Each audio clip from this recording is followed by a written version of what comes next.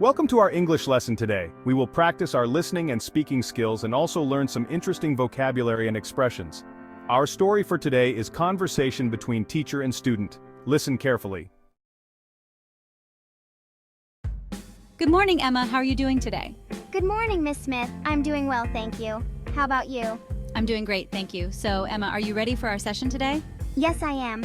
I've brought all my books and notes. I have a few questions about the homework assignment. That's excellent. Let's start with your questions. What's the first thing you need help with? I'm struggling with the science questions from Chapter 3. I don't quite understand the concept of photosynthesis. Photosynthesis is an essential process for plants. Let me explain it to you. Photosynthesis is the process by which green plants and some other organisms use sunlight to synthesize foods with the help of chlorophyll. Oh, I see. So it's how plants make their food using sunlight, carbon dioxide, and water? Exactly. The plants take in carbon dioxide from the air and water from the soil. With the help of sunlight, they convert these into glucose and oxygen. The glucose is used as energy, and the oxygen is released into the atmosphere. That makes sense now, but how does chlorophyll play a role in this process? Chlorophyll is the green pigment in plants that captures the light energy from the sun. It's crucial for the absorption of light, which drives the process of photosynthesis. Without chlorophyll, plants wouldn't be able to convert sunlight into chemical energy. I get it now. Chlorophyll acts like a solar panel for the plants. That's a great way to think about it. Do you feel more confident about photosynthesis now? Yes, I do. Thank you for explaining it so clearly. I have some questions about the history assignment. I'm supposed to write an essay on the causes of the American Revolution, but I'm not sure where to start. A good essay starts with a solid outline. Begin with an introduction that provides some background on the topic. Then, discuss the main causes in the body paragraphs. Finally, wrap up with a conclusion that summarizes your points and reflects on their significance. That sounds like a good plan.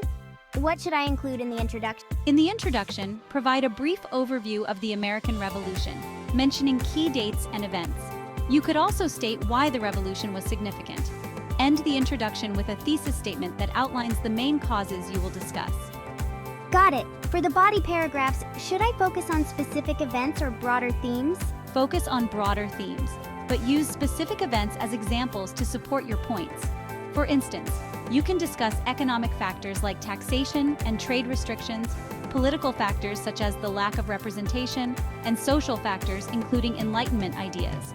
That makes sense. I think I'm starting to see how to structure my essay. Great! Remember to use evidence from your textbooks and other reliable sources to back up your arguments. Also, don't forget to cite your sources properly. I'll make sure to do that. Thank you, Miss Smith. I feel much more prepared. I'm glad to hear that. Now let's learn some interesting English vocabulary and expressions from the story we've just covered to improve our English. The phrase struggling with means having difficulty with something. Example, Emma is struggling with her science questions. Concept refers to an abstract idea or a general notion. Example, the concept of photosynthesis can be challenging. Synthesize means to produce a substance by combining chemical elements or components. Example, plants synthesize glucose through photosynthesis.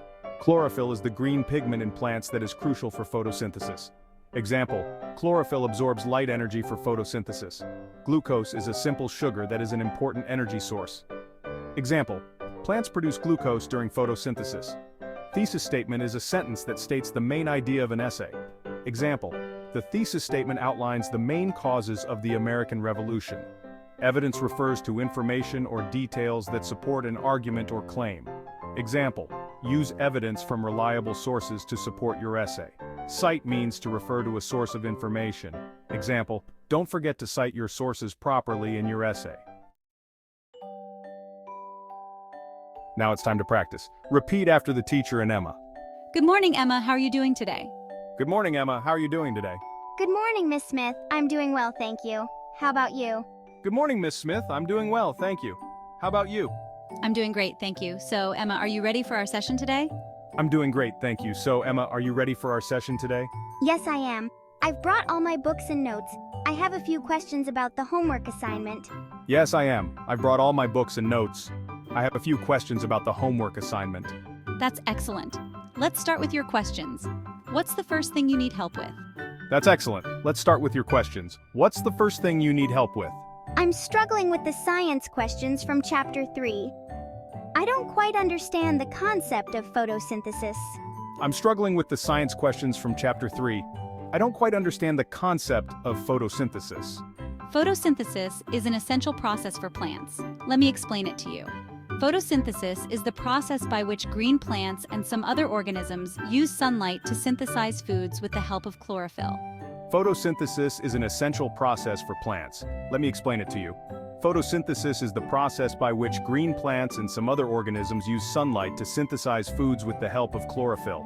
Oh, I see. So it's how plants make their food using sunlight, carbon dioxide, and water? Oh, I see. So it's how plants make their food using sunlight, carbon dioxide, and water? Exactly. The plants take in carbon dioxide from the air and water from the soil. With the help of sunlight, they convert these into glucose and oxygen. The glucose is used as energy, and the oxygen is released into the atmosphere. Exactly. The plants take in carbon dioxide from the air and water from the soil. With the help of sunlight, they convert these into glucose and oxygen. The glucose is used as energy, and the oxygen is released into the atmosphere. That makes sense now, but how does chlorophyll play a role in this process? That makes sense now, but how does chlorophyll play a role in this process? Chlorophyll is the green pigment in plants that captures the light energy from the sun. It's crucial for the absorption of light, which drives the process of photosynthesis. Without chlorophyll, plants wouldn't be able to convert sunlight into chemical energy. Chlorophyll is the green pigment in plants that captures the light energy from the sun. It's crucial for the absorption of light, which drives the process of photosynthesis. Without chlorophyll, plants wouldn't be able to convert sunlight into chemical energy. I get it now. Chlorophyll acts like a solar panel for the plants. I get it now. Chlorophyll acts like a solar panel for the plants. That's a great way to think about it. Do you feel more confident about photosynthesis now? That's a great way to think about it. Do you feel more confident about photosynthesis now? Yes, I do. Thank you for explaining it so clearly. Yes, I do. Thank you for explaining it so clearly. You're welcome. Let's move on to your next question. Is there anything else you need help with?